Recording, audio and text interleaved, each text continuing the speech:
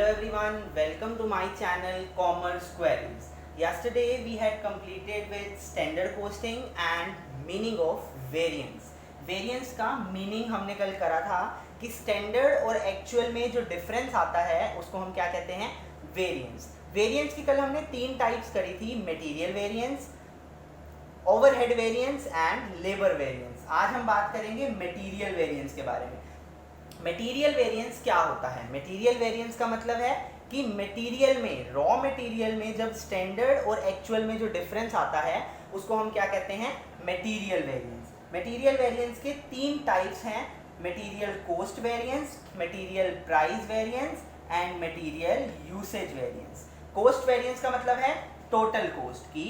Total cost में जब standard और एक्चुअल में डिफरेंस आता है उसको हम बोलते हैं मटेरियल कॉस्ट वेरिएंस.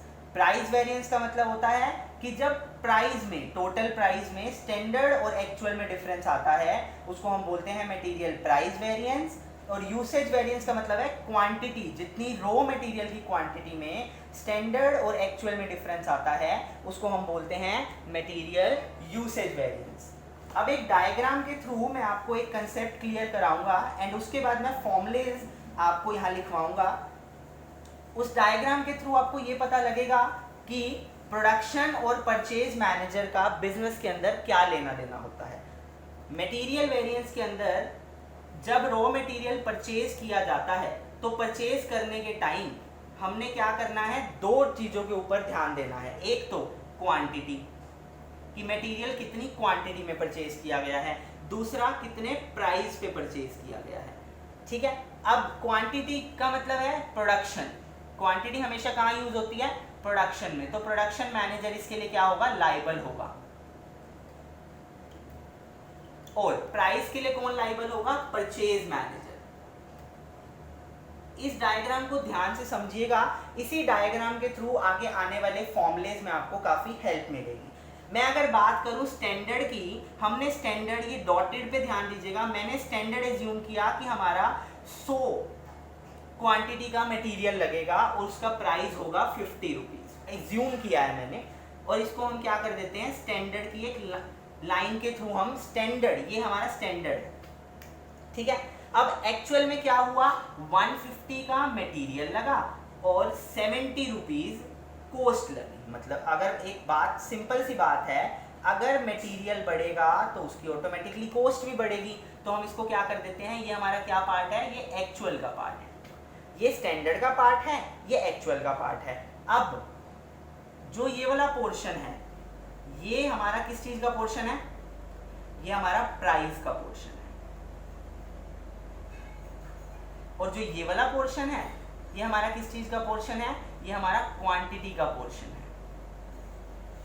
अब जरा ध्यान से समझिएगा, प्राइस के लिए हमेशा कौन लायबल होगा, परचेज मैनेजर. फॉर एग्जांपल एक बिजनेस है, बिजनेस में परचेज मैनेजर का काम ही यही होता है कि वो हर बिजनेस में यूज होने वाली हर चीज को वो क्या करके लाएगा, परचेज करके लाएगा.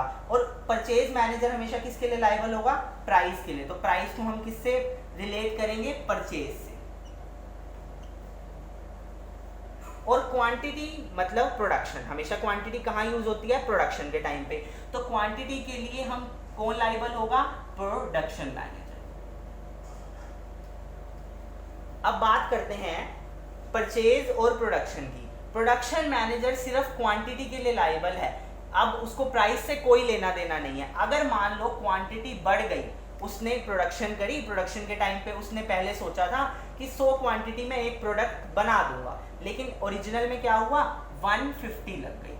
अब इसमें प्रोडक्शन मैनेजर क्वांटिटी के लिए लायबल है, परचेज के लिए मतलब प्राइस के लिए लायबल नहीं है. तो इसीलिए जो प्राइस है प्रोडक्शन मैनेजर में वो हमेशा क्या लेके चलेंगे, स्टैंडर्ड लेके चलेंगे, स्टैंडर्ड प्राइस लेके चलेंगे. कभी भी प्रोडक्शन मैनेजर एक्चुअल प्राइस के लिए लायबल नहीं होगा.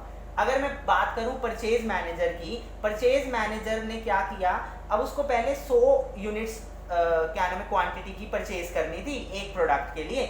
लेकिन ओरिजिनल में प्रोडक्शन मैनेजर ने कहा नहीं जी हमें 150 चाहिए क्योंकि हमारी प्रोडक्शन 100 से नहीं हो पा रही है. तो 150 उसने इसको इन्फॉर्म किया कि जी हमें 150 चाहिए.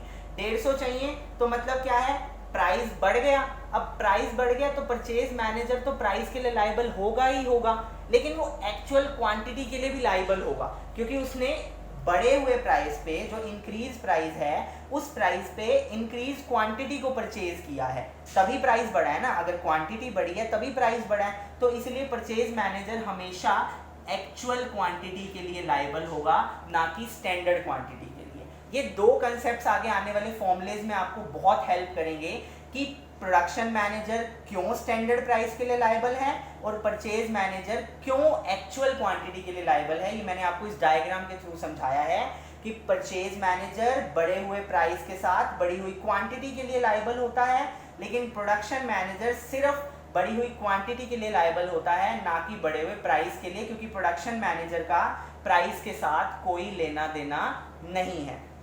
अब मैं अगर बात करूं फॉर्मूलेज की, फॉर्मूलेज के अंदर हम 3 फॉर्मूलेज को एक्सप्लेन करेंगे। सबसे पहला फॉर्मूला हमारा आता है कॉस्ट वेरिएंस का। कॉस्ट वेरिएंस के फॉर्मूले में हम लेके आएंगे standard cost minus actual cost, मतलब स्टैंडर्ड जितना एज्यूम किया था और एक्चुअल जितना लगा है उसके बीच में डिफरेंस। स्टैंडर्ड कॉस्ट कैसे निकालते हैं? कॉस्ट के अंदर क्या 2 चीजें इंक्लूड होंगी, एक तो स्टैंडर्ड क्वांटिटी मतलब यूसेज, इनटू में स्टैंडर्ड प्राइस कि उस क्वांटिटी का कितना प्राइस है। एक्चुअल कॉस्ट के अंदर क्या चीजें आएंगी, एक्चुअल क्वांटिटी इनटू में एक्चुअल प्राइस की एक्चुअल क्वांटिटी कितनी लगी है और एक्चुअल प्राइस कितना आया है। तो जब स्टैंडर्ड क्वांटिटी कॉस्ट में से एक्चुअल कॉस्ट को माइनस करेंगे तो हमारा कॉस्ट वेरिएंस आएगा। सेकंड निकालते हैं हम प्राइस वेरिएंस। प्राइस वेरिएंस का फॉर्मूला होता है, सिर्फ इसमें हमने प्राइस फैक्टर को डिफाइन करना है। प्राइस मतलब standard price minus actual price.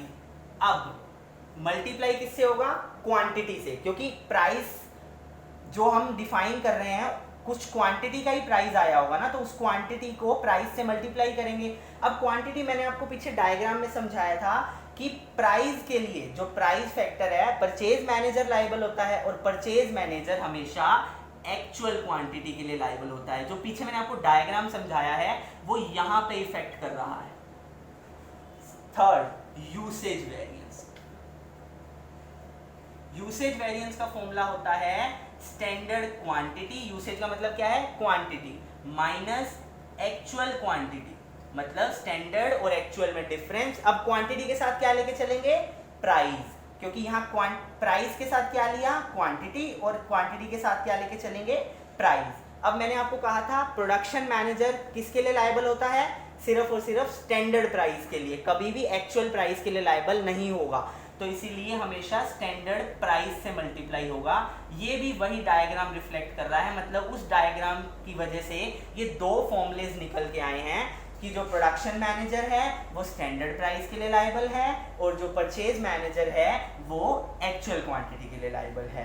Today we had completed material variance and 3 formulas of material variance: cost, price and usage variance. Hope you all clear. Please subscribe my channel and press the bell icon for the latest videos. Thank you.